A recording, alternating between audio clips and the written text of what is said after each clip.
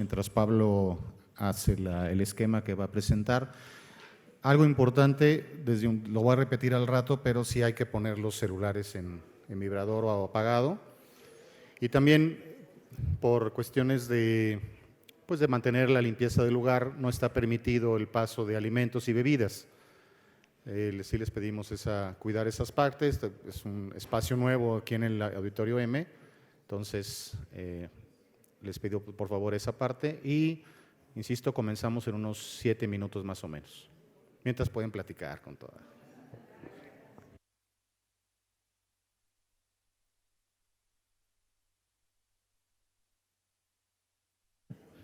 Mejor dicho, silencio.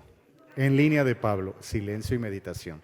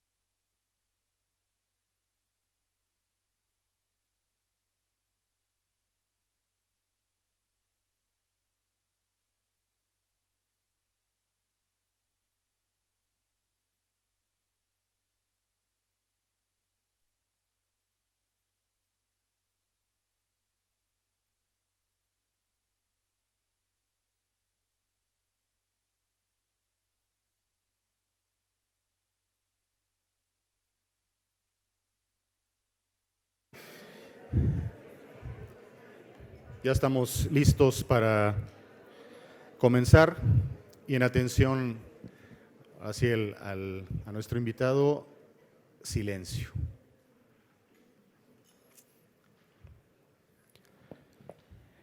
Muy buenos días a todos, mi nombre es Sergio Padilla y a nombre del Departamento de Formación Humana y del Centro de Promoción Cultural tendré el gusto y honor de conducir este encuentro con Pablo Dors, quien dictará la conferencia La escritura como ejercicio espiritual.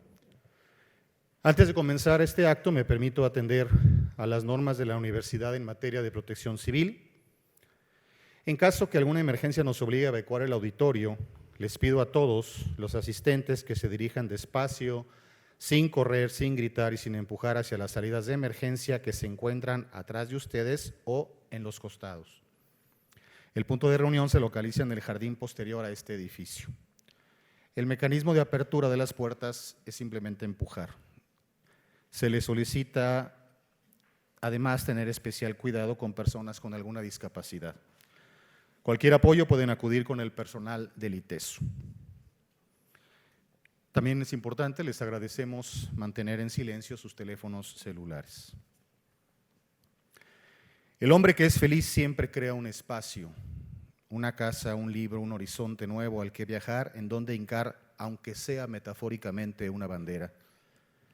Pero ese mismo hombre feliz, con la bandera hincada y el libro escrito, ese hombre en casa se da cuenta de que por muy bien que ondee la bandera y por muy confortable que esté en su hogar, por justo y necesario que sea el libro que ha logrado escribir, ni la casa, ni la bandera, ni el libro dan la felicidad.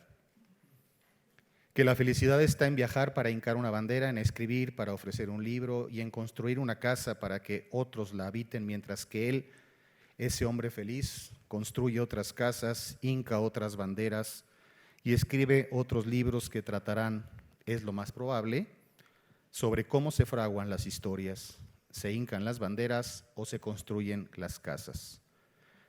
El hombre que es feliz crea espacios para la felicidad, pero ninguno de estos espacios es la felicidad. Lo que acabo de leer es una cita del libro Lecciones de Ilusión de nuestro invitado de hoy, Pablo Dors. Pablo nació en Madrid en 1963 en el seno de una familia de artistas y se forma en un ambiente cultural alemán.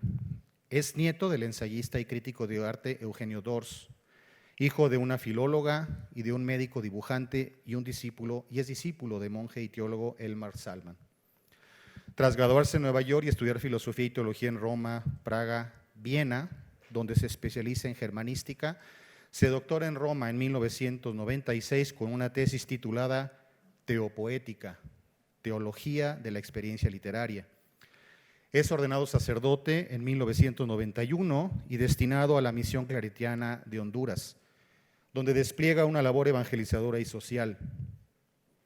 De vuelta a España, compagina su trabajo pastoral como coadjutor parroquial primero y como capellán universitario y hospitalario después, con una labor docente como profesor de dramaturgia y de estética teológica en diversos centros superiores de España y de Argentina.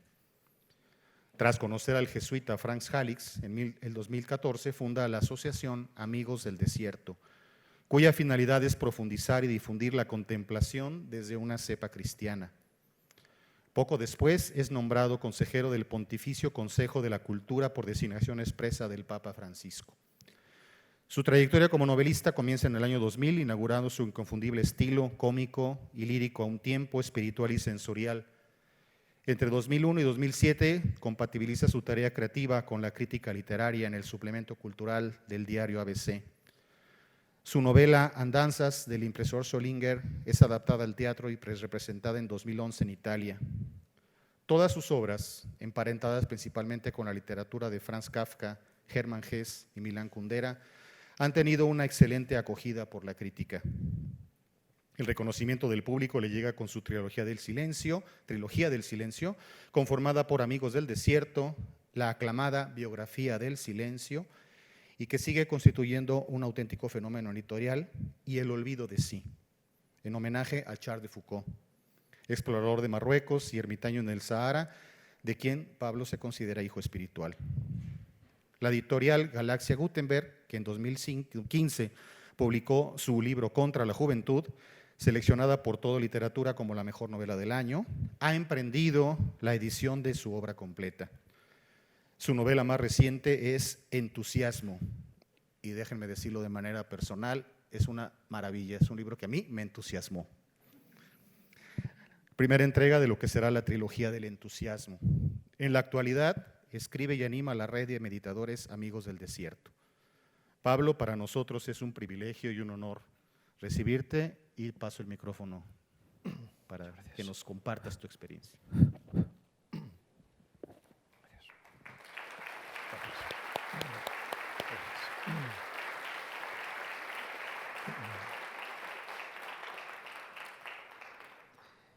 Érase una vez un sabio que vivía en un bosque y allí había hecho voto de silencio,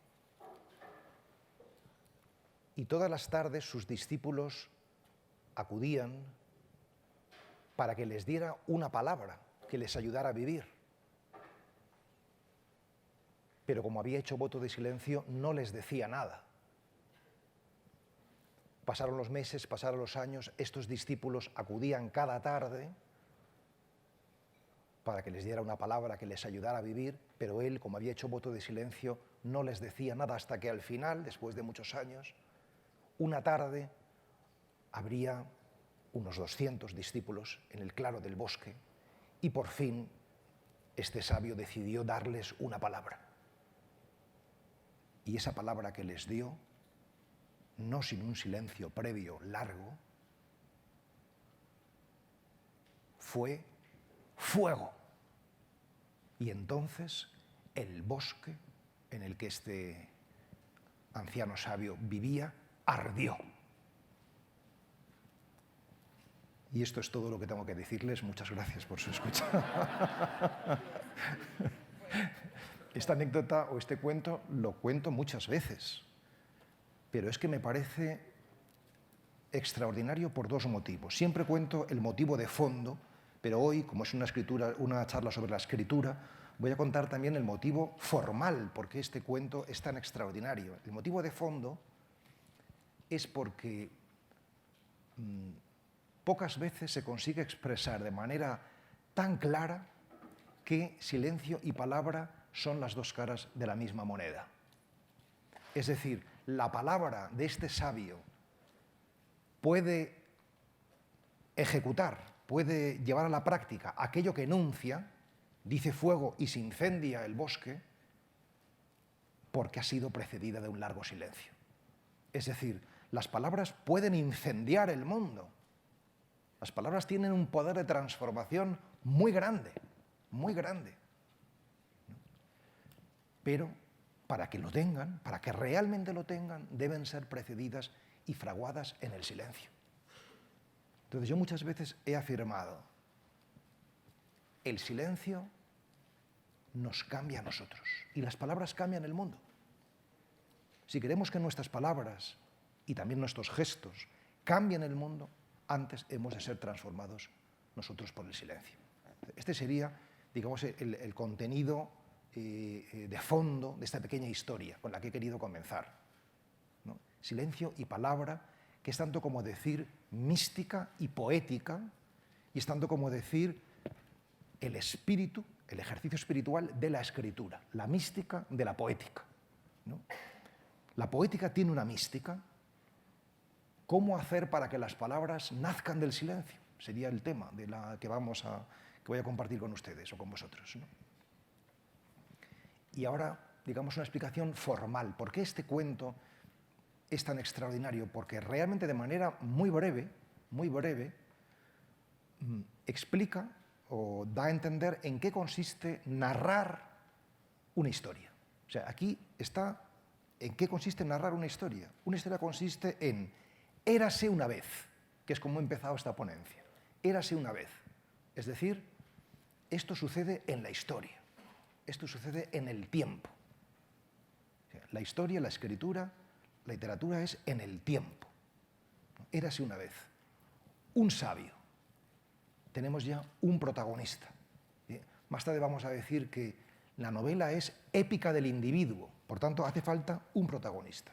Érase una vez un sabio que vivía en un bosque. Ya tenemos el escenario, un tiempo, un protagonista, un escenario. Vivía en un bosque. Esto solo es el planteamiento. Ahora, ¿cuál es el problema? Porque toda narración tiene que tener algún problema. Si, por ejemplo, a Caperucita no le espera el lobo en el bosque, no hay ningún problema, no hay cuento. Para que haya cuento tiene que haber un problema, ¿no? Y aquí, ¿cuál es el problema? El problema es que este señor había hecho voto de silencio y le pedían una palabra. Hay un conflicto. Danos una palabra, pero él ha hecho voto de silencio, ¿no? Este es el problema. ¿Cuál es el clímax? El clímax es la tarde en que estaban tantos discípulos en torno a él esperando por fin la palabra. Ahí se genera una intriga, una expectación, ¿no? Un buen narrador, un buen escritor es aquel, sobre todo, que sabe generar expectación, que sabe generar suspense, que sabe dilatar la información poco a poco, ¿no? Y por último, después de este clímax, la resolución final es el fuego. Es decir, todo verdadero libro, toda verdadera creación, tiene que acabar en fuego. Tiene que acabar en fuego, es decir, incendiando nuestro corazón, ¿no? Bien, he querido comenzar con este cuento porque tiene un gran valor de fondo y de forma, como acabo de intentar mostrar. Y dicho esto, ahora sí, buenos días, ¿qué tal estáis? Un placer y un honor para mí también estar con todos vosotros. Gracias, Sergio, por esta presentación. Gracias una vez más a todos vosotros y a esta institución por invitarme. No deja de sorprenderme cuando me invitan a una cosa así, siempre pienso, les he engañado a todos, se lo han creído. La literatura tiene un poco de engaño, de impostura. Y lo que pasa es que la impostura llega muy lejos, ¿no? Tanto que la ficción a veces es más real que lo real, ¿no? Este es un gran tema, ¿no? Y más en nuestro mundo, en donde hoy tenemos lo real, pero tenemos lo virtual, y lo virtual se está transformando en tan real como lo real, incluso más que lo real, ¿no? O sea, esta dialéctica entre lo real y lo ficticio es interesantísima, ¿no? En el fondo es lo que constituye el problema del arte, ¿no? Y bueno, yo he venido aquí, aparte de porque me habéis invitado, he venido en calidad de escritor, pero también en calidad de meditador, porque yo auno estas dos facetas, estos dos arquetipos, y precisamente este matrimonio entre el escritor y el meditador, entre la palabra y el silencio, es lo que hace, creo yo, que de alguna manera me haya convertido en una especie de personaje, ¿no? Porque las dos cosas no suelen ir unidas, ¿no? Y lo que yo quiero hablaros es qué pasa cuando van unidas el escritor y el meditador, ¿no? ¿Quién es el escritor y quién es el meditador? Pues el escritor es el creador, es el que de sí mismo saca algo, ¿no? ¿Y quién es el meditador? El meditador es el testigo, el que contempla la creación, ¿no? Es decir, que el gran binomio de esta conferencia y el gran binomio también de mi vida, y supongo que de toda vida creativa, es el binomio creación-contemplación. Algo nace de nosotros y un testigo lo contempla, lo critica, lo mejora, lo acompaña.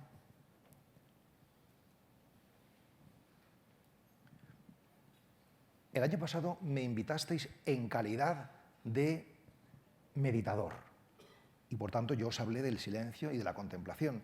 Y este año me habéis invitado en calidad de creador y yo os voy a hablar fundamentalmente de la escritura, ¿no? ¿Quién es el creador o quién es el prototipo de creación en el mundo religioso, en el mundo cristiano? Pues el prototipo del creador en el mundo cristiano es la Virgen María. Esto sí que no os lo esperabais, ¿eh? Habéis puesto cara de póker, quiere decir que no lo esperabais, ¿eh? Claro, porque la Virgen María de la nada que es, eso es lo que significa virginidad, de su disponibilidad, de su vaciamiento, crea, alumbra, da a luz. Entonces, María es la que nos ofrece la mejor creación, que es el Hijo, Jesús, ¿no? ¿Y quién es José? José es el testigo. José es el modelo de contemplación que mira el milagro que está sucediendo. Entonces puedo deciros, con toda modestia, evidentemente, que he venido en calidad de María y de José. ¿No? Confiemos en que el año que viene me volváis a invitar y venga en calidad de niño Jesús. Es decir,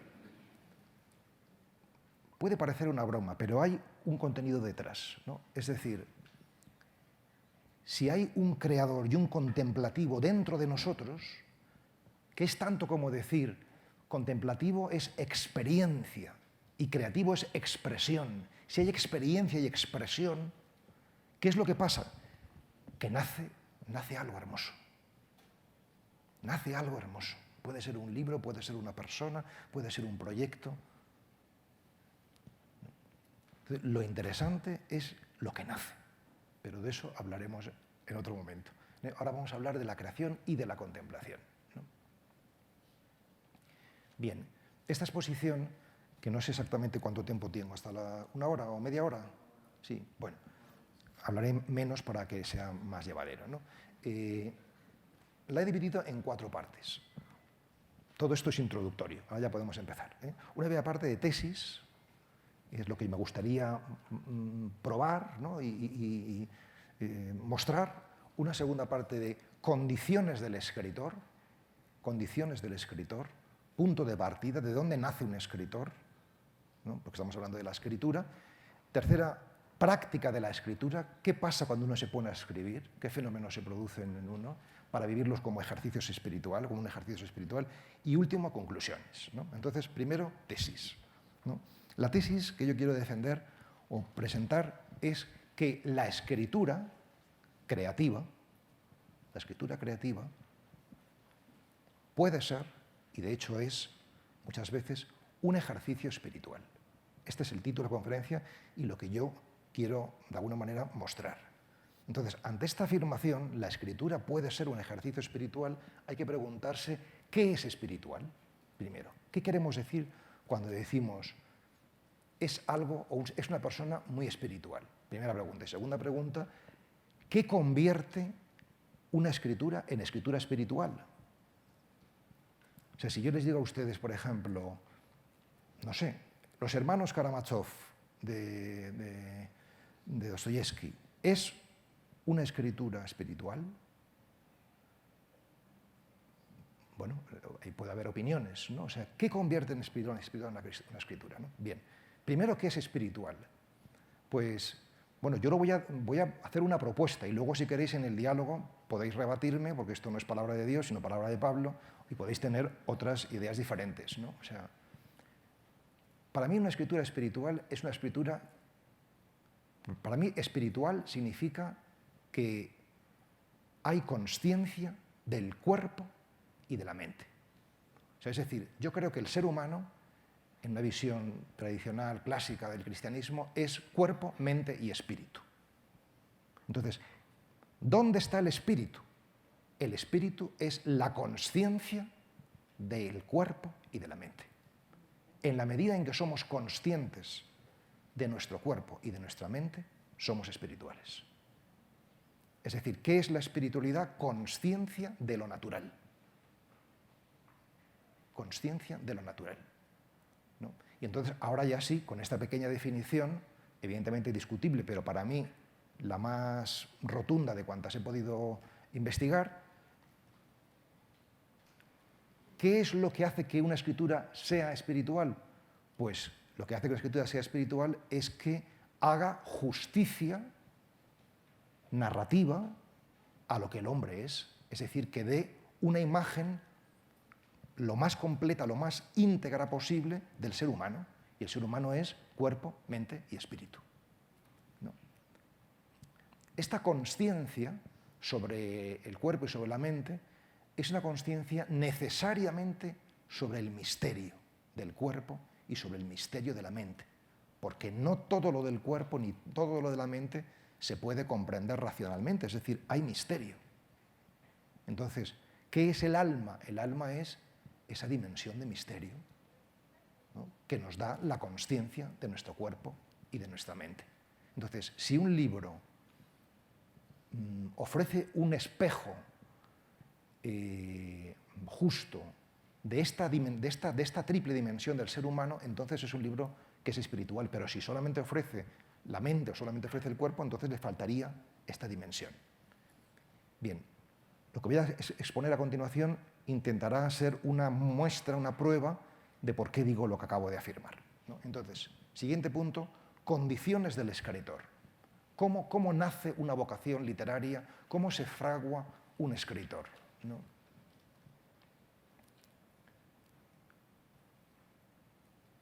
Para mí los auténticos escritores son escritores espirituales, es decir, que realmente hacen justicia al hombre íntegramente. Hay que subrayar integral, una visión integral de todo lo que el hombre es, de su misterio, ¿no? Bien, pues ¿cómo nace un escritor? Pues un escritor, al menos tal y como yo lo he vivido y como lo he podido reflexionar, nace, lo voy a contar en dos tríadas. Nace en primer lugar de una vocación, un oficio y un estilo de vida. Lo primero, para escribir, estoy hablando de escritura creativa, más o menos talentosa, el talento ya, eso tendrá que dictaminarlo el futuro, ¿no? Pero nace en primer lugar de una vocación. ¿Y qué significa una vocación? Significa, sencillamente, como la propia palabra indica, una voz interior. Tú sientes o escuchas una voz que te dice, escribe. O que te dice, tú has nacido para escribir. Tú sientes esa llamada, ¿no? ¿Y esto por qué es importante?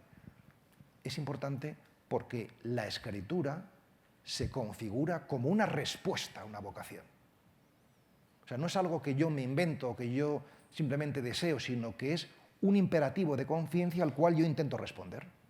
Entonces, primera clave, o sea, los escritores respondemos a una llamada. Respondemos a una llamada interior que es la voz de nuestra conciencia. Eso es la vocación. En segundo lugar, no basta con responder.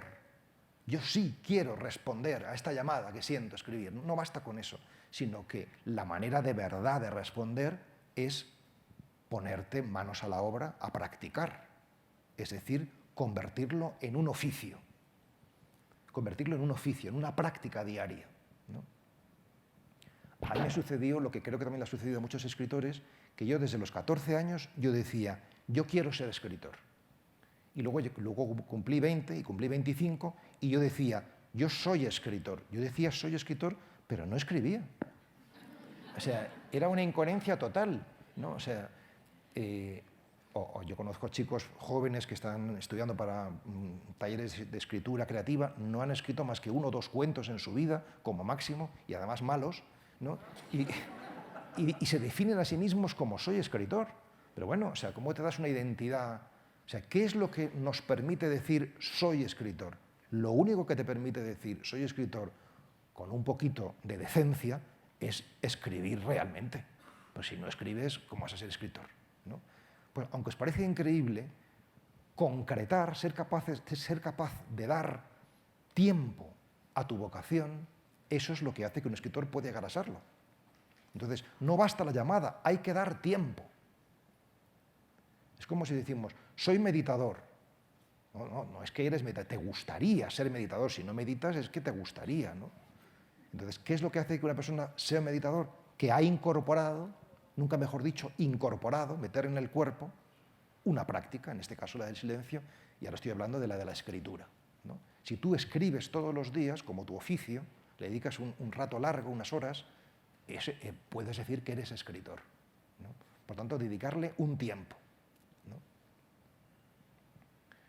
Dedicar tiempo a la escritura, ahora explicaré por qué, es bastante frustrante.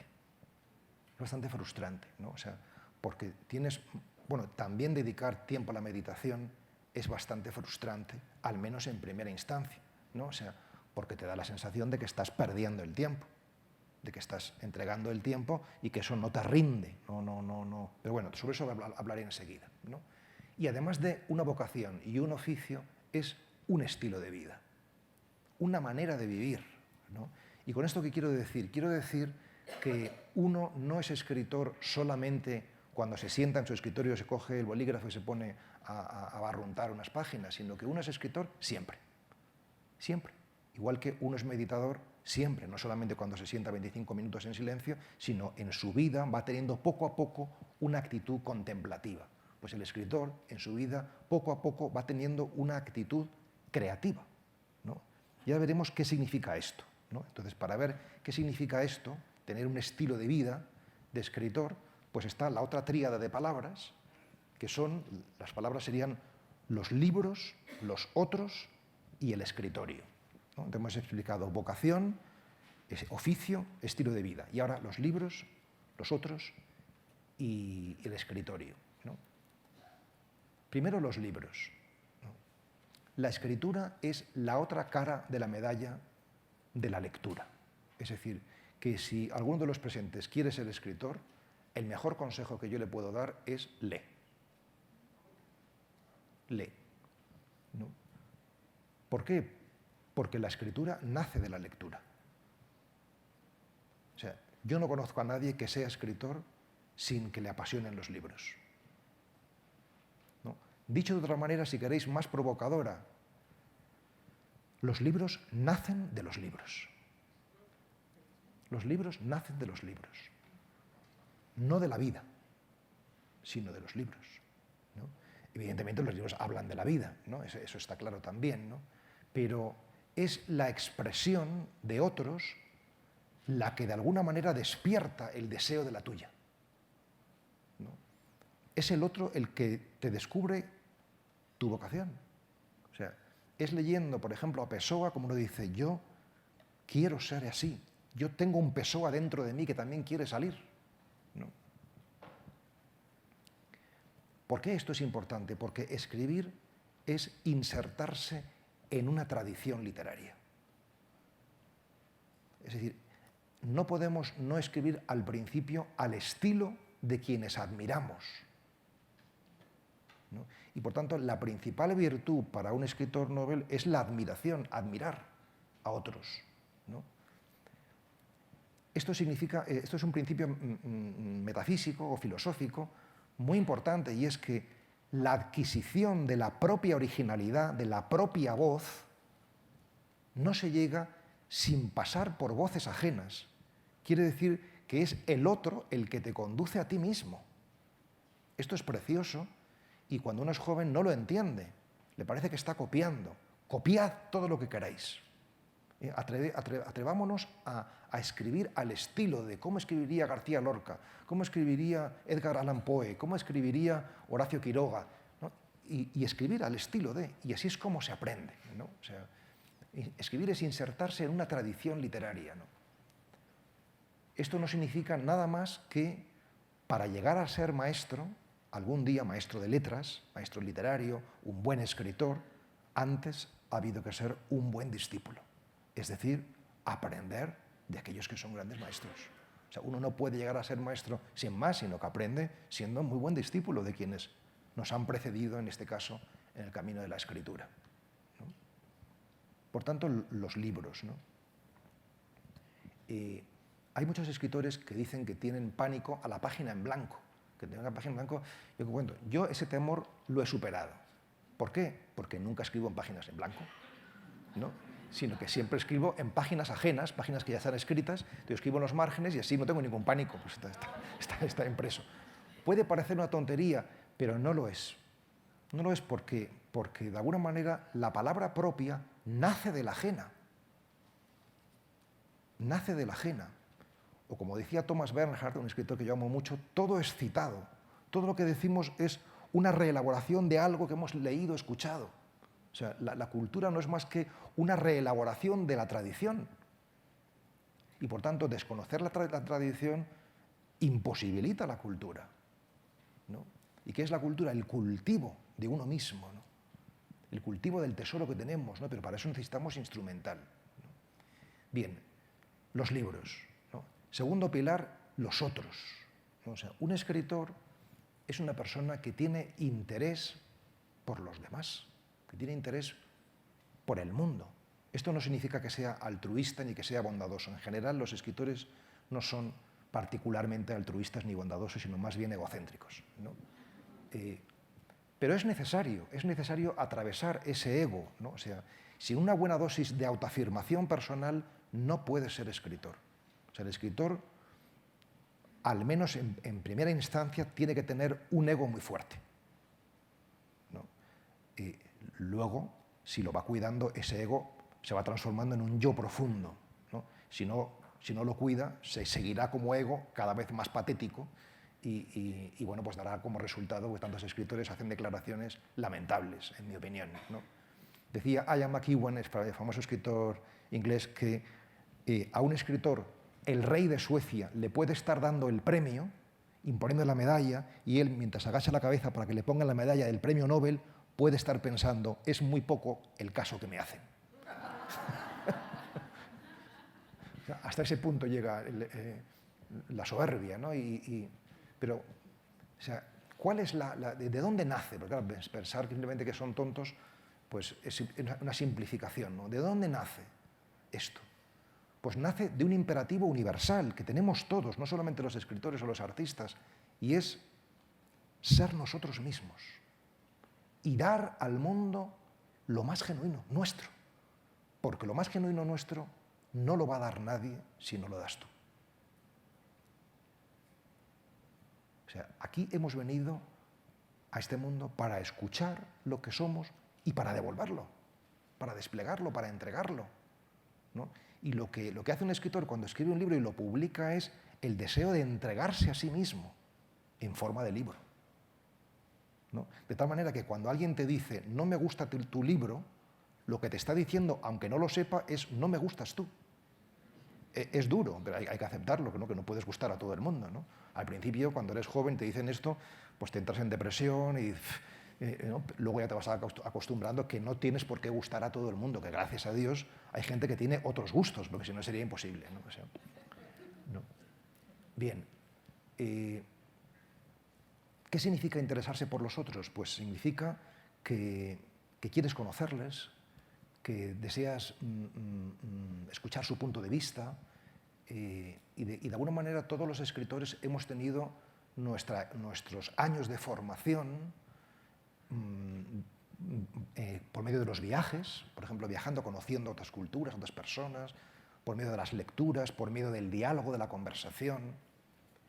Hay una novela de Coetzee, el premio Nobel sudafricano, que se llama Juventud, precisamente, y que habla de esto, de la necesidad que tenemos los escritores, en particular cuando estamos en etapa de formación, pues de conocer a los demás, ¿no? y de vivir experiencias, ¿no? que luego nos permitan, de alguna manera, pues, tener algo que contar, ¿no? Porque el asunto es que para escribir hay que tener algo que contar y, por tanto, hay que haber vivido algo, ¿no? Y luego contarlo a tu manera, ¿no? Por eso el mejor título de mejor libro que yo conozco es el de Pablo Neruda, Confieso que he vivido, porque de alguna manera cualquier libro es una declaración de decir, confieso que he vivido. Y cuando un lector se entusiasma, como Sergio Padilla con entusiasmo, es porque dice, este tío vive lo que yo he vivido, ha vivido también él. Y eso sorprende, ¿no? O sea, sorprende la identificación, ¿no? ¿Por qué? Porque los escritores buscamos hermanos, buscamos no sentirnos solos, buscamos gente que se identifique con nosotros, ¿no? A mí en cierta ocasión me preguntaron, ¿usted para qué escribe? Y yo respondí, para meterme en la cama de mis lectoras.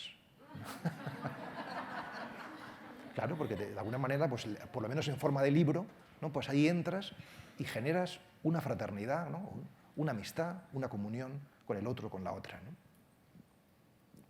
Bien, escuchar, eso sería para otra conferencia, escuchar al otro, conocer al otro, es un arte, ¿no? ¿Por qué? Porque supone no cargar intelectual ni emocionalmente lo que recibes. Y eso es un aprendizaje. Enseguida cargamos con nuestras ideas o con nuestras emociones lo que el otro nos ha dicho y por tanto ya le manipulamos, ¿no? Y un escritor de verdad es aquel que, pero esto lo veremos ahora poco a poco, se ha vaciado para escuchar realmente la voz del mundo, la voz del otro, ¿no? Bien, los otros, ¿no? Y por último, el escritorio, ¿no? Es decir, un escritor no necesita solamente tiempo, por ejemplo, sentarse 2 horas al día. Esto es lo que yo he venido haciendo durante 20 y tantos años, ¿no? Todos los días 2 horas de sentarme a escribir, ¿no? Que 2 horas no parece mucho, pero os puedo asegurar que si tú escribes todos los días 2 horas, tienes una producción de miles y miles de páginas, ¿no? El escritorio es el escenario, ¿no? El escritorio es el templo del escritor, ¿no? El lugar donde él hace esta búsqueda en forma de palabras de lo más hondo y genuino de sí mismo, ¿no? El escritorio debe ser escritorio propio, ¿no? Tú lo has hecho tuyo, con tus objetos, con tus formas, ¿no? Y el escritorio, de alguna manera, es un espacio que es metafórico de ese otro espacio que va a ser el libro. El libro va a ser un espacio físico, donde va a haber un montón de cosas, ¿no? Y eso, digamos que un preámbulo, un prefacio de eso es el escritorio, ¿no? Y el escritorio tiene que tener una extraña mezcla, igual que el libro, entre orden y caos, ¿no? Es decir, si tu escritorio es solamente caótico, tu libro será caótico y, por tanto, ilegible, ¿no? Si tu escritorio es solo ordenado, perfecto, tu libro será un teorema matemático, pero no vibrará, ¿no? O sea, entonces, ¿qué es lo que está vivo? O sea, el libro está vivo, es decir, da impresión de vida si hay una certera combinación entre el orden y el caos, ¿no? Entre la vida, que no encaja en un esquema, pero al mismo tiempo necesita para poder ser recibida como tal, ¿no? Cuando se logra esa certera combinación entre orden y caos, hay belleza y hay verosimilitud, que es la palabra, ¿no? Yo tengo la suerte de tener una bisabuela alemana y un bisabuelo cubano, ¿no? Y entonces, la mezcla entre Cuba y Alemania, el resultado es Pablo Dors, ¿no? Y las dos cosas son necesarias. Es necesario el orden alemán, ¿no? Sé que es famoso por eso, ¿no? Pero también la explosión vital cubana, ¿no? Ambas cosas son necesarias, ¿no? O sea, procuro que en público se vea más lo alemán y lo cubano me lo quedo para mi vida privada. Bien. Bien. Vamos a pasar a la práctica de la escritura, ¿no? O sea, estas serían un poquito como las condiciones del escritor, ¿no? Vocación, oficio, estilo de vida, libros, los otros, el escritorio. Vamos a pasar a la práctica, ¿no? ¿Qué pasa si tienes todo esto y te pones ya por fin a escribir? Pues lo primero, aunque pueda parecer una cosa muy elemental y muy tonta, lo primero es la mano. Es decir, escribimos con la mano. ¿Y esto qué significa? Significa que escribir sustancialmente, o al menos primordialmente, es un oficio manual. Es un oficio manual. No es un oficio mental. Para un escritor creativo. Para un filósofo será otra cosa, pero para un escritor creativo es un oficio manual. Esto significa que yo no tengo una idea y la escribo, sino que la escribo y me encuentro la idea.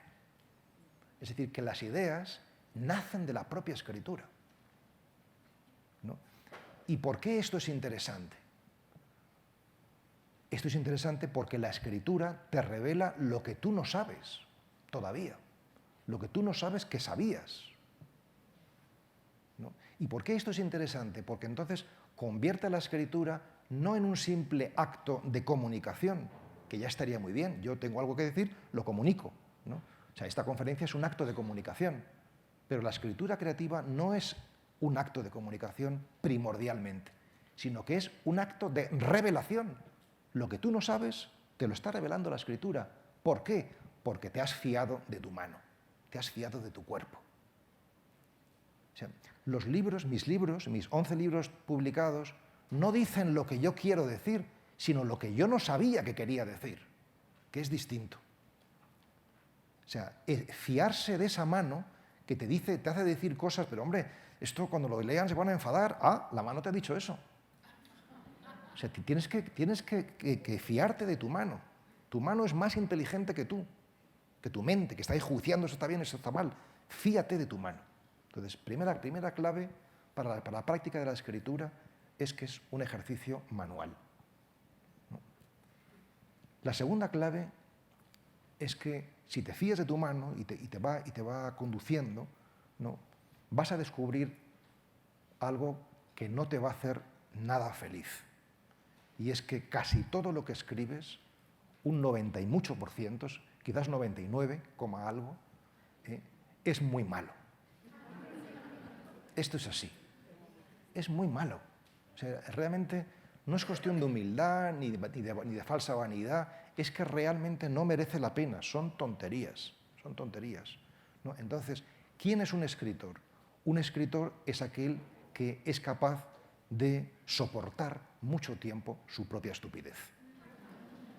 Claro, porque la imagen que te devuelve lo que escribes es que eres un estúpido. Y entonces la tentación fundamental es abandonar, es decir, esto yo lo dejo. No, pero si tú te mantienes escribiendo estupideces una tras otra, pues es que parece una broma, pero es que es exactamente así. De pronto, después de 100 páginas de tonterías, sale una frase hermosa. ¿Por qué es hermosa? Porque es genuina, porque es bella. Ha nacido una flor de un estercolero. Entonces coges la flor, la publicas y la gente dice, joder, qué bien escribe, porque no ha visto toda la bazofia que hay detrás, ¿no? Una luz brilló en la oscuridad. Esto es el cristianismo. Una flor nació en un estercolero. ¿No? Pero claro, hay que tener coraje para estar en el estercolero tanto tiempo. Y donde nace una flor puede nacer otra. Entonces, para publicar un libro de 100 páginas, a lo mejor hay que haber escrito 1000, no estoy exagerando, de cosas que no merecen la pena, ¿no? Pero has perseverado, ¿no? O sea, quien persiste, quien persevera, algún fruto consigue. Hombre, claro, si no tienes ningún talento, te has equivocado por completo, pero bueno, ya tienes mucho tiempo para verificarlo eso, ¿no? Bien, entonces, la segunda clave, después de lo que hemos dicho de escribir con la mano, es soportar la propia estupidez. Soportar la estupidez, que es un ataque permanente a tu vanidad, porque tú quieres ser y tú estás permanentemente atacado, ¿no? O sea, tu vanidad se derrumba, ¿no? Hasta tal punto que los verdaderos libros nacen de la muerte de la vanidad. Es que es así. O sea, los libros son más grandes que los autores porque nacen cuando los autores han muerto a sí mismos. Esto es muy bonito, pero duro, ¿no? Porque nadie quiere morir, ¿no? Bien, y este es el tercer punto. El tercer punto es que tu pequeño yo debe morir. O sea, yo creo que un tanto por ciento muy alto de las publicaciones así llamadas literarias están escritas desde el pequeño yo, desde el ego, y por eso es literatura completamente prescindible. O sea, literatura que hable del yo profundo no es tanta. O sea, a lo mejor es un 25% como máximo de todo lo que se ha publicado, como máximo. Y soy generoso en este tanto por ciento, ¿no? Porque morir a uno mismo no es fácil, ¿no? O sea, es decir, que de alguna manera la literatura es espiritual cuando tú purificas tu mirada, tu forma de ver el mundo, tu oído, tu manera de escuchar el sonido del mundo y tu corazón, ¿no? Cuando lo redimes, ¿no? Cuando lo redimes, ¿no? Eso es un proceso fascinante y un aprendizaje que dura décadas, ¿no? Y digamos, ¿cómo se hace esto? Sería el cuarto punto, ¿no? ¿Cómo se hace esto? ¿Cómo se logra uno purificar? No, pues uno se logra purificar, decirlo es muy fácil, luego vivirlo es muy difícil, ¿eh? Pero decirlo es muy fácil. Uno se logra purificar y realmente empieza el camino de la escritura verdaderamente espiritual, que no significa una escritura que hable solamente sobre cosas bonitas, ¿eh? Tú puedes escribir sobre el infierno espiritualmente, ¿no? O sea, puedes hablar de la noche y de los problemas más dramáticos y más terribles que queráis, ¿no? ¿Cómo se consigue? Pues se consigue amando el camino. ¿Y esto qué significa? Significa que tu foco de atención a la hora de escribir debe ser la escritura misma, no el libro que vayas a parir o que vaya a nacer. O sea, si tu mirada está sustancialmente en la meta, no solamente es que no vas a disfrutar del camino, sino que no vas a ser capaz de recorrerlo. Tiene que haber alguna mirada en la meta, pero sustancialmente en el camino, es decir, en el siguiente paso, la siguiente palabra, la siguiente frase, el siguiente párrafo, el siguiente capítulo, ¿no? Es decir, debes amar el oficio de escribir, no simplemente publicar libros y tener éxito, ¿no? Sino el oficio de escribir y decir, más allá de que consiga escribir un libro, yo escribo. Yo escribo. Es como decir, en el ámbito de la meditación, más allá de que me ilumine o no me ilumine, yo me siento en silencio. Cuando has llegado a eso, que ya has prescindido de iluminarte o no, eso no te importa, si lo que te importa es sentarte, es tu tiempo entregado, cuando has llegado a eso en la escritura, empiezas a ser un escritor. Amas tu oficio, con independencia del resultado. O sea, el resultado en realidad no debe buscarse, debe ser un regalo porque tú has amado tu oficio. Si tú amas tu oficio, el regalo antes o después vendrá. Puede tardar 1 año, puede tardar 2, puede tardar 10, pero llega el regalo. Llega el regalo si tú amas tu oficio, ¿no? La obra bien hecha, ¿no? Y por tanto, no se puede escribir, igual que tampoco se puede meditar, con prisa. Tienes que tomarte todo el tiempo del mundo. Sí. Tengo tiempo porque mi vida es para esto, entonces ¿cómo no voy a tener tiempo? ¿No? Si con prisa no se puede meditar y con prisa no se puede escribir, lo abortas, lo matas, ¿no?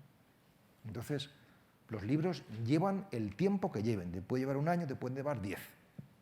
¿No? En general, los grandes libros tienen una fragua lenta, se van fraguando poco a poco. Cosas que he pensado hace 10 años de pronto vuelven, ¿no? Bien, y 2 cosas más de la práctica de la escritura, ¿no? Cuando estás ya entregado a la escritura con independencia del libro, del resultado, todavía hay, digamos, 2 planteamientos que tienes que hacerte cuando escribes. Uno es el género en el que vas a escribir y otro es el tema sobre el que vas a escribir, ¿no? El género, bueno, hay muchos, ¿no? Pero fundamentalmente yo voy a centrar en, que es lo que yo escribo, puedes escribir ficción o ensayo, no ficción, ¿no? Entonces, la actitud del que escribe un ensayo y la actitud del que escribe una novela es muy diferente. Yo digo, aunque suene un poco provocador, el escritor de ensayo es un dictador y el escritor de novela es un demócrata, ¿no? ¿Por qué? Porque en el ensayo tú viertes tu opinión y solo tu opinión. Es tu opinión. Tú dices lo que tengas que decir. Y es lo que tú piensas y crees de algo, ¿no? Pero en la novela no viertes tu opinión, sino la opinión de un asesino, de una prostituta, de una víctima, la opinión de todos o de muchos, ¿no? Esto es lo que hace que la novela sea el género democrático por excelencia y por eso la novela nace en la modernidad, que es cuando nace la consciencia de la pluralidad. Entonces, la novela es una casa común donde caben todos los personajes. Es decir, que el autor no tiene por qué identificarse con lo que pasa.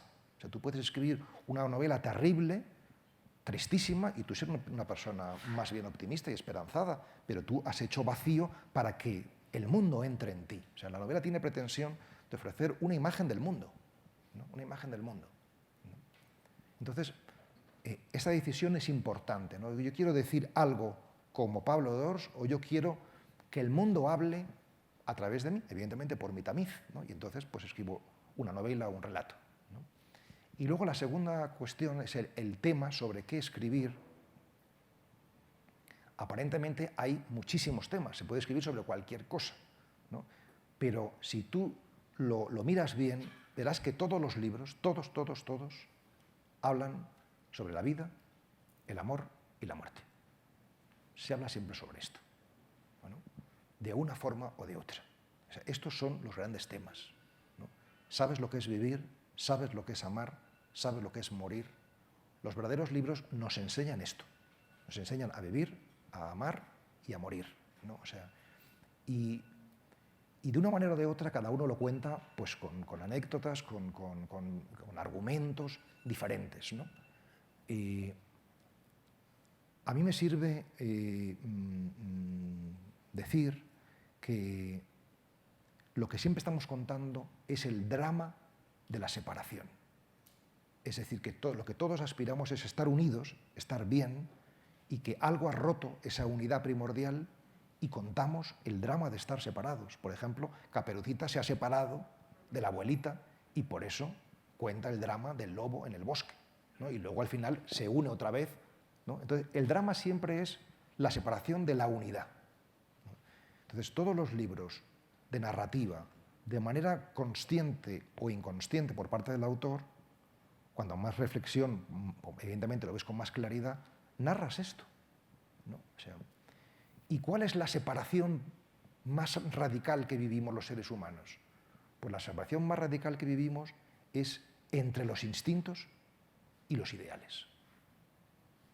Es decir, la separación entre el cuerpo y la mente. ¿Y por qué sostengo que la literatura o es espiritual o no es verdadera literatura? Porque solamente el alma, solamente el espíritu puede hacer justicia a ese conflicto permanente entre el cuerpo y la mente, ¿no? Entonces, yo siempre digo, mis novelas son místicas, es decir, ideales, y eróticas, es decir, corporales, el misticismo y el erotismo. Ambos están hablando del deseo de unidad con Dios, de unidad con el universo, de unidad con el ser amado.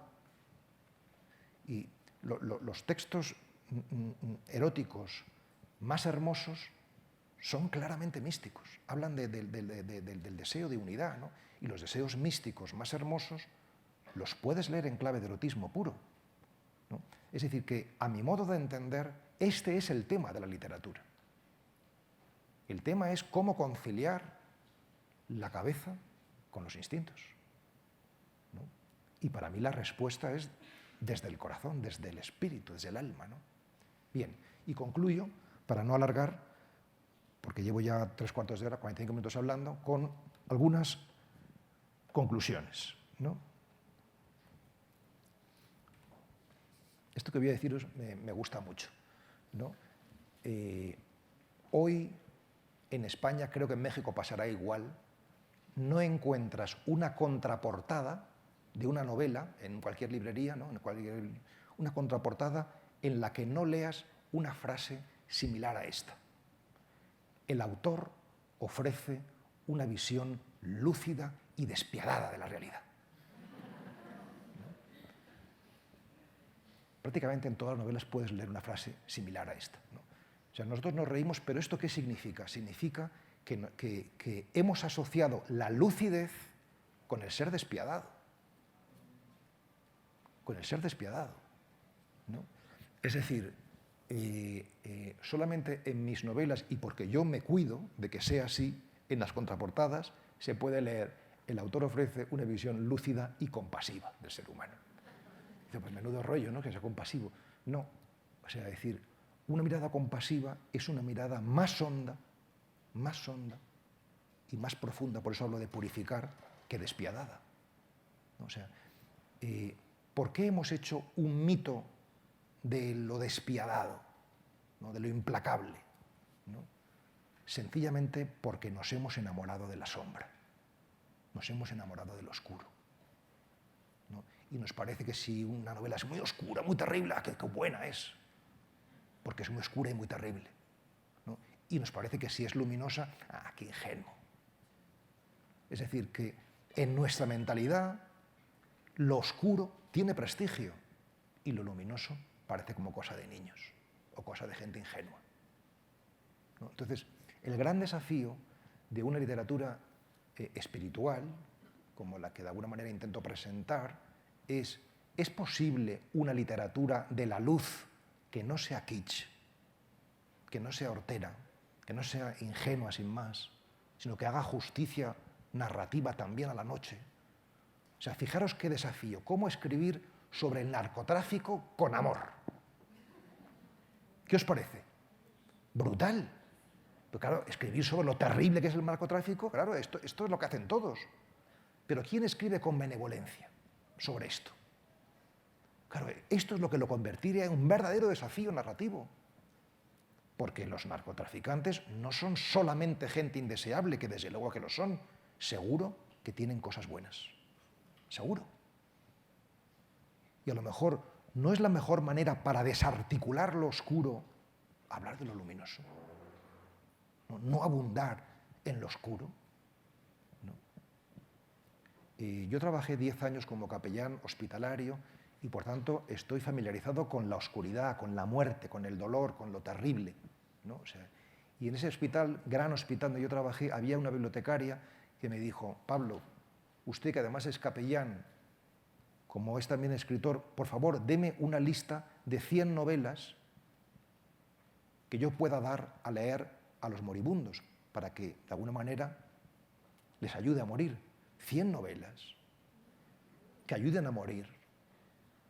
O sea, cuando toda la novela está enamorada de la oscuridad y del mal, o sea, tú das eso a un moribundo y se acaba de hundir. Dices, mejor me marcho de este mundo, se acaba de hundir, ¿no? O sea, le di una lista de un título, El Principito de Saint-Exupéry. Este lo puede leer tranquilamente, que no se hundirán en la miseria, ¿no? Esto es un problema. Esto es un problema, ¿no? Porque quiere decir que hemos identificado la literatura con la oscuridad, ¿no? De hecho, el propio Flaubert decía: no se puede escribir literatura con buenos sentimientos. O sea, no se puede escribir literatura sin sentimientos, pero con sentimientos buenos, claro que se puede escribir literatura. O sea, tú no los cuentas bien porque no los vives. Por eso no los cuentas bien y por eso dices que no se puede, ¿no? Bien, el gran dilema del escritor yo lo resumo en 2 palabras: deslumbrar o alumbrar. Tú puedes deslumbrar a tus lectores y que te digan: joder, qué bien escribes. ¿Por qué? Porque te has apuntado a ti mismo y por eso la gente te mira a ti y se queda deslumbrada, ¿no? O puedes alumbrar al mundo, dar luz. O sea, decir que realmente para mí el éxito de un libro es cuando el lector cierra y hace su propia ensoñación, ¿no? Hace su propia creación, su propia creatividad, ¿no? Es decir, que creo que el sentido profundo de la literatura es alumbrar el camino, ¿no? Y voy a terminar con una reflexión que es más filosófica, no es tan existencial, pero que me parece también muy importante, ¿no? Y que le da quizás a esta ponencia un tono no solamente, en fin, biográfico, existencial, sino también más hondo de lo que aquí estamos poniendo en juego, ¿no? La primera cuestión es, porque yo me siento fundamentalmente novelista, ¿no? O sea, porque yo lo que escribo sobre todo es novela, ¿no? Es, ¿dónde nace la novela? ¿Cuándo nace la novela? La novela nace en la modernidad. Antes no había novelas propiamente dicho. No había poesía, había drama, tragedia, ¿no? O sea, ¿no? ¿Y qué es la modernidad? La modernidad es el descubrimiento del sujeto, de la persona, ¿no? Entonces, por eso podemos decir que la novela es épica del individuo. O sea, en todas las novelas hay un protagonista al que le pasan cosas. Es el sujeto, ¿no? Descubrir el sujeto es tanto como descubrir la pluralidad. O sea, lo propio de la modernidad es que hemos descubierto que somos plurales, que somos distintos, ¿no? Entonces, el descubrimiento de la pluralidad, el descubrimiento de la modernidad que refleja la novela, ¿qué está poniendo en tela de juicio? Pues que si hay tantas opiniones, tantos puntos de vista distintos, ¿cómo es posible unirnos en uno solo? sea, ¿no es absurdo ante esta pluralidad tan grande pretender que exista la verdad? ¿O pretender que exista lo absoluto? Entonces, ¿esto qué significa? Significa que la modernidad pone en crisis el planteamiento religioso de la verdad y lo absoluto, ¿no? Y entonces llega Milan Kundera, que es un gran, además de novelista, teórico sobre lo que es la creación literaria y la novela, y dice, la novela nace de la risa de Dios ante la pretensión humana de alcanzar la verdad. ¿No? Y sigue diciendo, la novela nace de la risa del hombre ante la estupidez de creer en un absoluto. ¿No? Y entonces, de alguna manera, desde este planteamiento, la novela, su misión es reflejar la ambigüedad moral y el relativismo.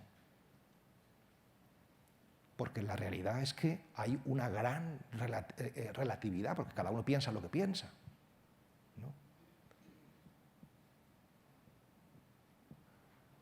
Esta es la cuestión, este es el punto en el que estamos, en el que nos han dejado, ¿no? Y ahora viene, digamos, mi modesta proposición, ¿no?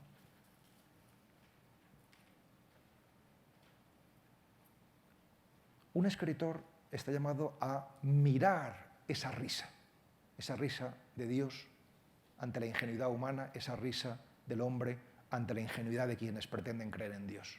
Mirar esa risa.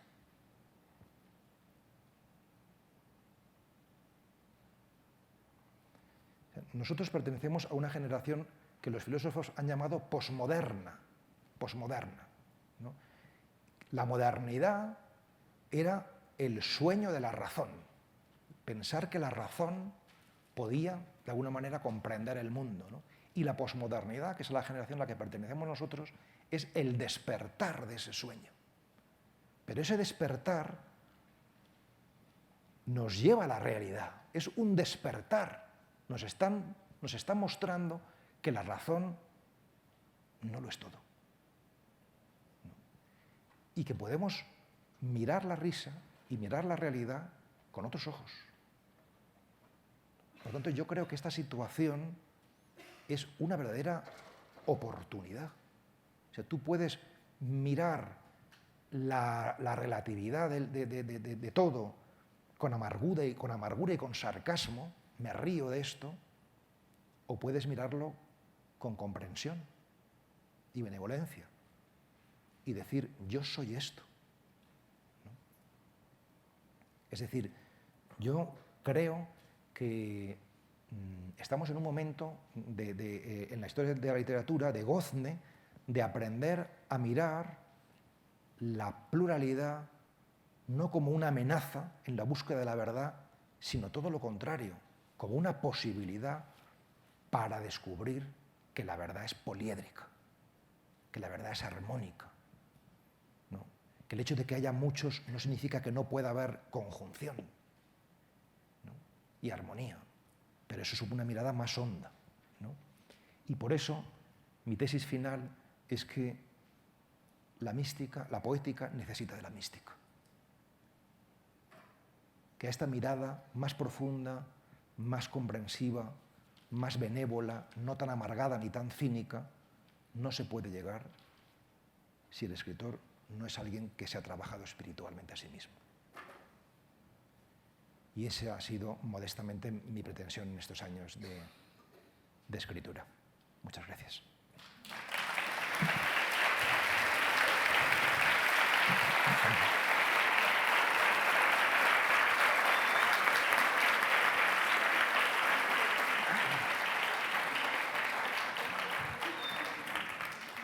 Muchas gracias, Pablo. Vamos a abrir un espacio de preguntas, reacciones. Algo importante es que sean breves para dar oportunidad a que muchos participen. No tenemos demasiado tiempo porque Pablo trae una agenda apretada. Entonces sí queremos que las preguntas sean breves, las más posibles, unas 3 o 4 en paquete, para que entonces Pablo pueda reaccionar. Adelante.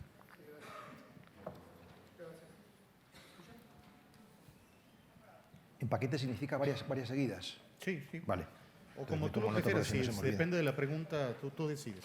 Gracias. Bueno, yo soy de la misma generación que tú. Me toca vivir la modernidad, la posmodernidad y reflexionar sobre el fenómeno. ¿Qué sucede con los jóvenes que nacen dentro de la posmodernidad y que su ámbito de reflexión es ese mismo, ese relativismo? ¿Quieres contestar de una vez?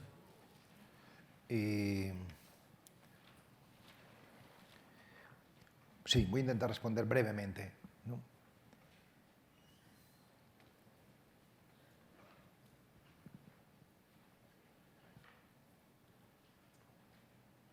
¿Qué significa relativismo? Relativismo significa que lo pequeño no tiene valor, es relativo, no tiene un valor absoluto, es relativo, ¿no? O sea, el cristianismo sostiene exactamente lo contrario, ¿no? Y es que lo más pequeño, un niño que nace en Belén, tiene un valor absoluto. Nace un niño y aparece una estrella en el cielo. Es decir, hay una coherencia entre lo pequeño y lo grande, ¿no? Es decir, que el hecho, yo creo que el punto de partida actual de la posmodernidad, del relativismo, es un buen punto de partida. Es un buen punto de partida porque nos purifica nuestra mirada absolutista y totalitaria de la fe y nos hace mirar el mundo de manera más hacia lo concreto, ¿no? O sea, es decir, la única salida hacia el relativismo es amar lo pequeño, amar lo concreto, ¿no? Y darnos cuenta de que lo más pequeño puede ser también lo más universal, ¿no? Por ahí iría mi respuesta, mi vía de respuesta, ¿no? Sí. Por acá, hacia adelante.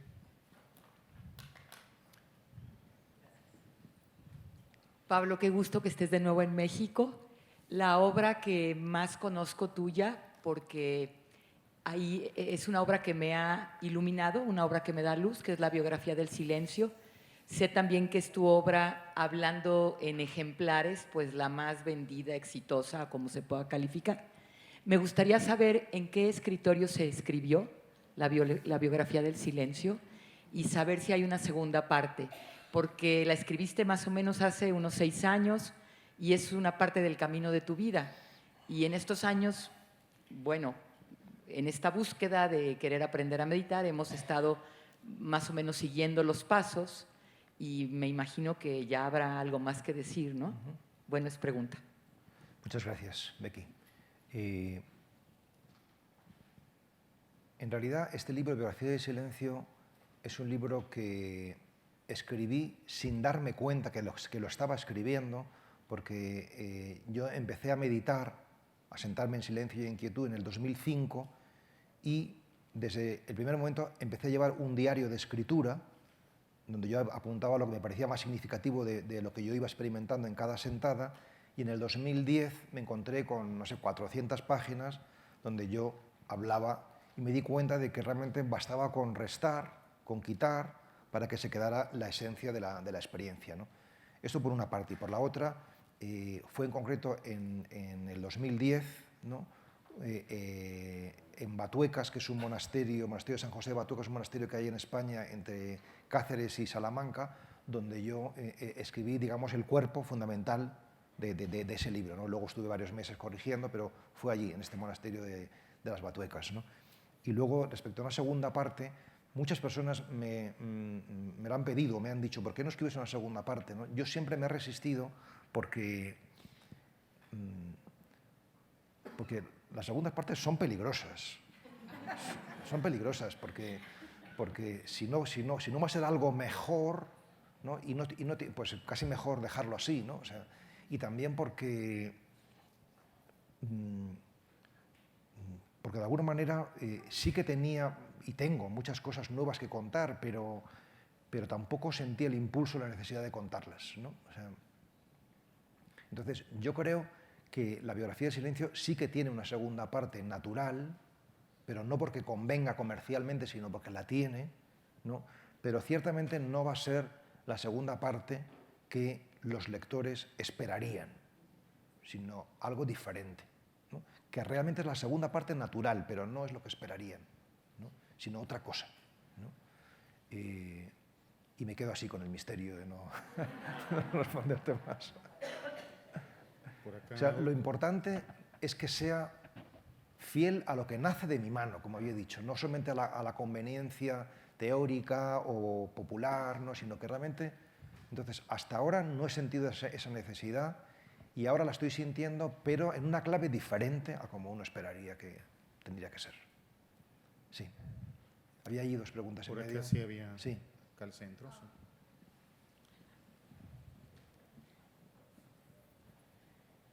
Muchas felicidades por esta presentación. Gracias. Me vino a la mente luego que di el título a esos escritores que hablan sobre una revelación, como los santos, como una Santa Teresa, como una Conchita Cabrera, que no les interesaba el fin último del libro, sino que escribían por revelación. En todos estos pasos que mencionó, ¿qué puntos en común hay? Gracias. Es una bonita pregunta, ¿no? Yo creo que la mayoría de los escritores por revelación, como tú acabas de designarlos, seguramente no son escritores por vocación, sino que son personas que han tenido una experiencia espiritual muy potente y que de alguna manera, misteriosa, ¿no? Se sienten impelidos o urgidos a escribirla, ¿no? El caso de Santa Teresa quizás es el más emblemático. Yo suelo decir que Santa Teresa condensa en sí misma pues, el arquetipo de mística, eso es muy claro, pero también el arquetipo de escritora, porque sus libros han pasado a la historia de manera muy clara, son libros literariamente muy valiosos, no solamente espiritualmente, ¿no? Y también como mujer de acción, como reformadora social. O sea que de alguna manera ella brilla en los tres ámbitos, en el silencio, en la palabra y en la acción. No es lo más común, ¿no? O sea, lo más común es que los hombres de acción sean de acción, los escritores sean de la palabra y los místicos sean del silencio, ¿no? Pero hoy no sabríamos nada de mística, es decir, de experiencia interior, si algunos místicos, como Santa Teresa, no hubieran tenido también el don de la escritura. Es decir, que todo lo que sabemos de mística es porque ha habido gente que ha escrito sobre ello, ¿no? O sea, bueno, mucho de lo que he dicho está en relación con su experiencia, ¿no? No me he metido, porque no es mi ámbito, el mundo de la escritura automática, de escribir bajo inspiración divina, todo eso no lo he abordado, sino que lo he abordado de una perspectiva más de la figura del escritor, ¿no? Pero sí, hay conexiones, evidentemente, entre lo que tú preguntas, ¿no? Y lo que yo he explicado. Sí. Ahí mismo, sí. Gracias, buenos días. Bueno, yo como simple mortal, es muy interesante ver esto, de que comentas algo muy interesante para mí, que es esto, si yo me pongo, no soy escritora, pero oyéndote creo que es una gran inspiración para hacerlo. Pero me llama mucho la atención esta parte donde me dices que es una expresión de uno mismo y que al momento de usar mi mano y de estar explayando mis vivencias, estoy limpiando mi ego, ¿ok? A esto igual va a derrumbar mi vanidad, va a derrumbar, voy a morir ese pequeño ego. Entonces, por supuesto que es una inspiración y que todo el mundo deberíamos de hacer. Sí. Entonces, esto creo que nos haría unas personas maravillosas. Sí. Yo también creo, esta es una idea muy bonita, que esta pregunta me gusta mucho, porque yo creo que no hay que esperar a tener un talento artístico para ponerse a escribir, sino que si te pones a escribir descubrirás que tienes más talento del que pensabas, ¿no? A la larga, a la corta, descubrirás que tienes menos todavía de lo que pensabas, ¿no? O sea, y que la escritura, escribir, es un ejercicio que nos ayuda a ser mejores personas. ¿Por qué? Porque la escritura es una concreción del pensamiento. pensamiento es eficaz en la medida en la que es concreto, si no es abstracto y confuso, ¿no? Entonces, escribir nos ayuda a expresar, a sacar fuera lo que somos y a comprendernos. Es decir, que realmente existe una escritura terapéutica, ¿no? Que yo recomiendo vivamente a todo el mundo, a mucha gente que hace un camino espiritual. Yo les invito a escribir, aunque sea una frase al día, de cómo están, de lo que han vivido, porque eso ayuda mucho luego a tener conciencia de la propia historia, del propio camino, ¿no? Si, por ejemplo, yo leo lo que escribía en mis diarios, no sé, cuando tenía 30 años, o 40 años, o 50 años, vas viendo tu evolución y te quedas muy sorprendido, porque dices, ¿cómo es posible que cosas que ahora me parecen el descubrimiento, hace 20 años ya estaban allí, en germen, ya estaban allí, ¿no? Es muy bonito, porque la escritura, cuando nace de ahí, es profética, es decir, que realmente está diciendo lo que va a pasar, ¿no? Yo siempre digo, yo no escribo lo que he vivido, sino lo que voy a vivir. Pero no porque lo pretenda, sino porque es que la escritura es profética, ¿no? O sea, por ejemplo, cuando yo escribí El amigo del desierto, yo no había estado en el desierto, fue después que fui al desierto, y fue después que nació la asociación Amigos del Desierto, ¿no? Yo comprendo que parece increíble, pero es así. O sea, la escritura, que es auténtica, es profética, es decir, te dibuja lo que tú vas a vivir. Y por eso, si quieres saber qué te va a pasar, escríbelo. Una pregunta más por allá atrás. Sí, ahí es donde hay una señora. Bueno, Pablo, una pregunta. Yo compré ahorita el libro Entusiasmo y ¿cómo tu mano me lo puede presentar y cómo mis ojos se pueden disponer a leerlo?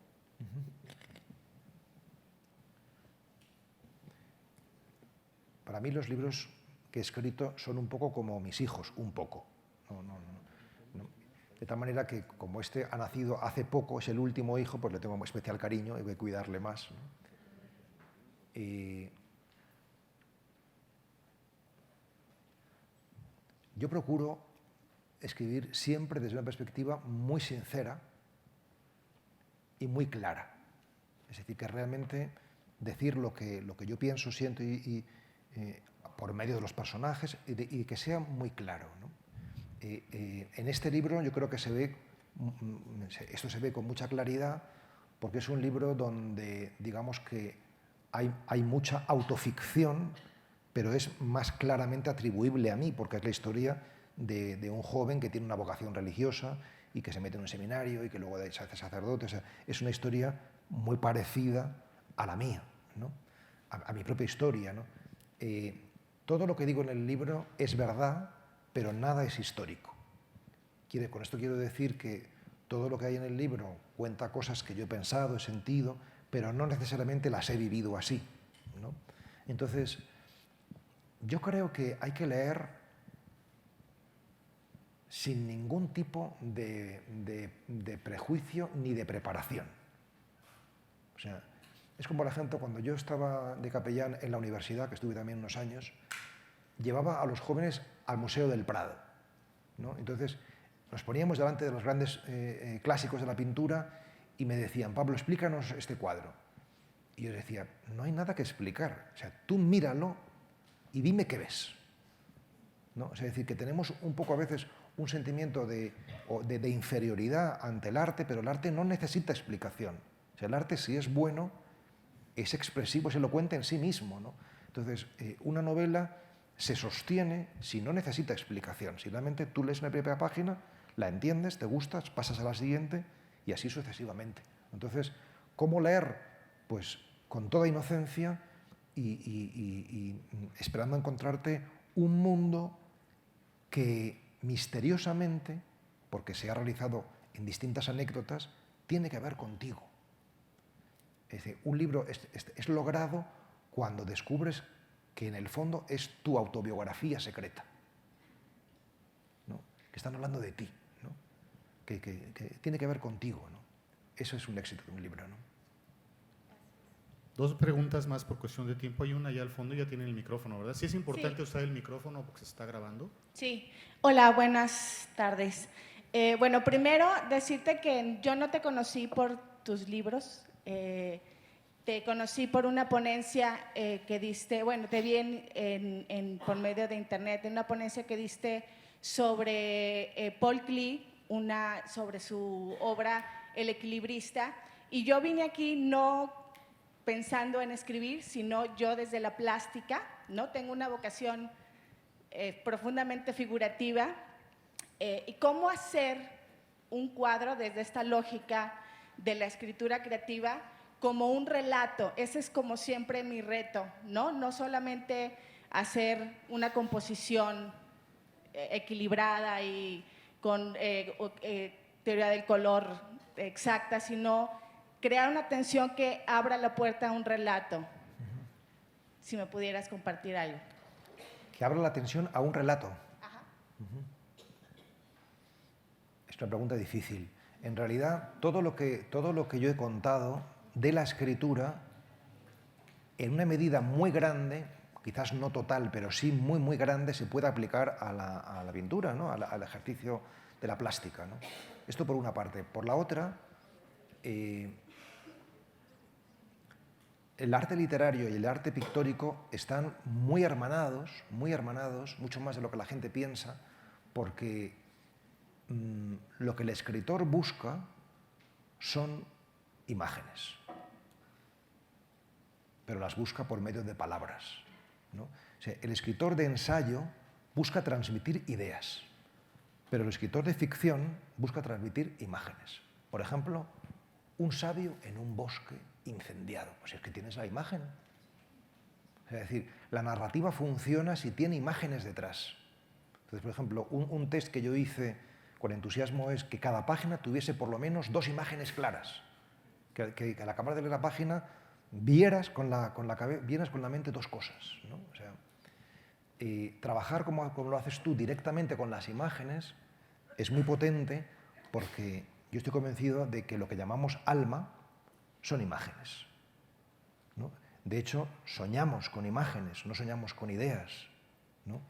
Y por eso creo que existe un hermanamiento muy profundo entre poética y mística, porque la poética lo que hace son las imágenes, ¿no? Pero es que a la hora de contar la mística, de contar la experiencia interior, no puedes hacerla sino con imágenes, ¿no? Por ejemplo, Noche Oscura, pues es que eso es una imagen, ¿no?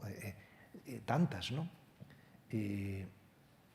Hasta tal punto existe un hermanamiento entre la mística y la poética, entre las imágenes y la experiencia interior, que uno puede llegar a preguntarse si en el fondo no será lo mismo, ¿no? Entonces, ¿qué es un buen pintor? Un buen pintor es aquel que logra retratar el alma, ¿no? Hacer las imágenes primordiales, ¿no? Que te cuentan quién eres tú, ¿no? Si tú pones, por ejemplo, la obra de Paul Klee, que tú has citado antes, y que para mí es mi pintor favorito, viendo sus pinturas, sus dibujos, sus cuadros, tienes un relato de lo que es la vida, ¿no? De lo que puede ser tu vida, ¿no? Así que muchos ánimos en tu trabajo. Una última pregunta de este lado derecho. Hola, aquí. Sí. Pues una pregunta sencilla. Uy, Yo todavía no me gradúo, pero ya me voy a graduar. Y le dije a mis padres el otro día que le quería dedicar mi vida a la poesía y que quería acabar la carrera y renunciar a mi trabajo. Entonces, un poco así como, o sea, en el mundo de la poética, de la contemplación, cómo entra el mundo de el dinero, el positivismo y como la supervivencia neoliberal.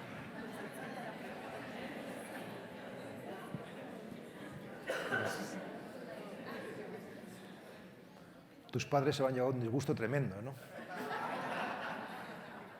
Por lo menos yo, si fuese tu padre, estaría muy, muy disgustado y muy preocupado, ¿no?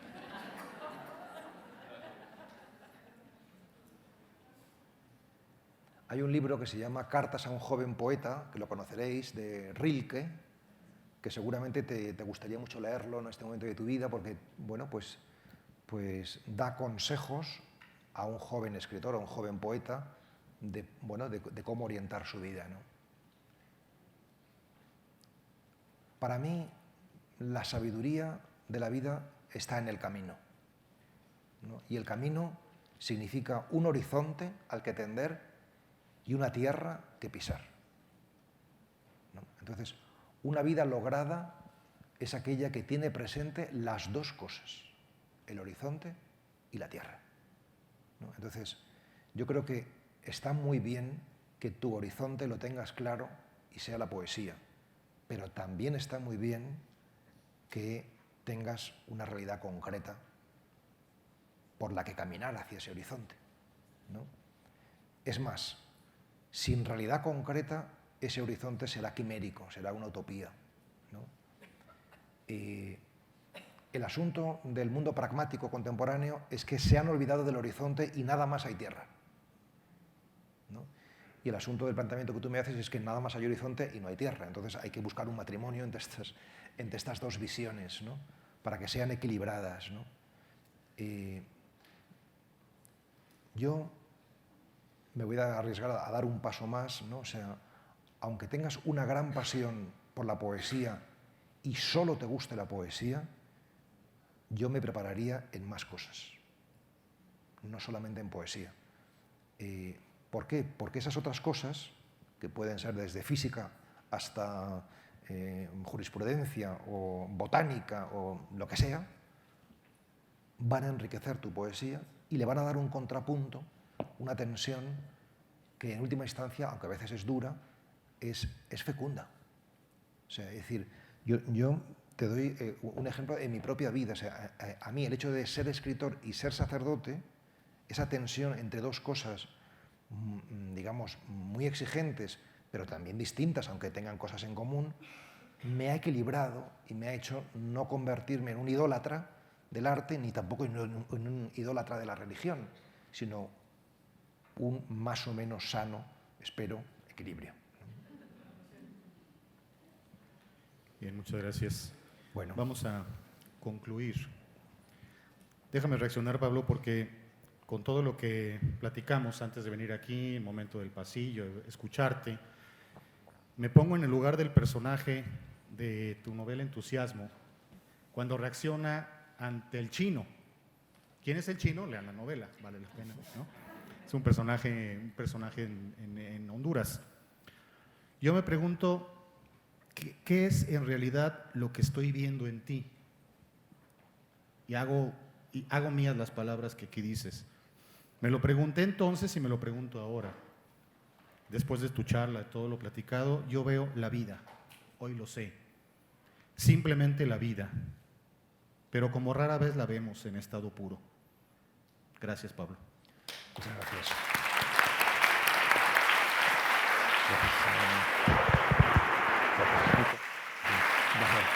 Me gusta. Gracias.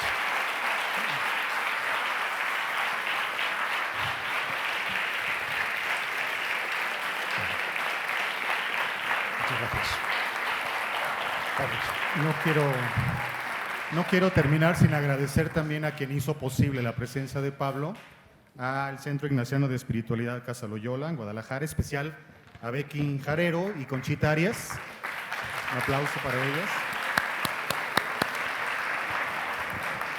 Y muchas gracias por su presencia. Muy buenas tardes. Me llamo Rocío. Rocío.